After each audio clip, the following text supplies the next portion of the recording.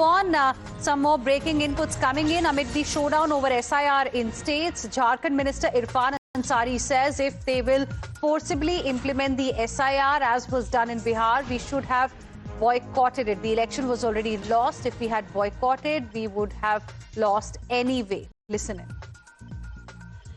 कि अगर जबरन आप SIR लागू करेंगे तो बिहार में जबरन कर दिया गया था तो हम लोग को तो बहिष्कार कर देना चाहिए था चुनाव का। ऐसे भी हार था और बहिष्कार कर देते तो ऐसे भी हार होता है।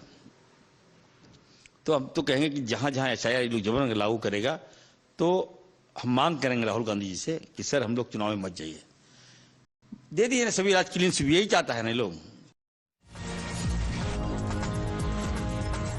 And we have some more breaking inputs coming in as far as the SIR exercise is concerned. Now we have a reaction from Samajwadi Party Chief Akhilesh Yadav as well, who is seeing, in fact, a vote chori sazish. In fact, he has claimed that 50,000 voters, in fact, are being removed, and that's going to impact the opposition. Akhilesh Yadav is alleging SIR scam in Uttar Pradesh. Listen in.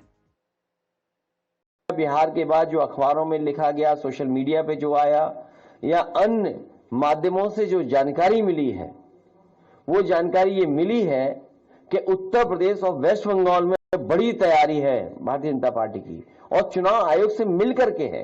सबसे ज्यादा focus, सबसे ज्यादा target और targeted जो चीजें हो रही हैं वो उत्तर प्रदेश और वेस्ट बंगाल में हो रही हैं। सबसे महत्वपूर्ण बात यह है कि भारतीय जनता पार्टी, उनकी सरकार, उनके अधिकारी और चुनाव आयोग मिलकर के ये तैयारी कर रहे हैं कि 2024 में जिन विधानसभाओं में समाजवादी पार्टी जीती है, इंडिया गठबंधन जीता है, उन विधानसभाओं में 50,000 से ज्यादा वोट काट दिया जाए SIR के बहाने।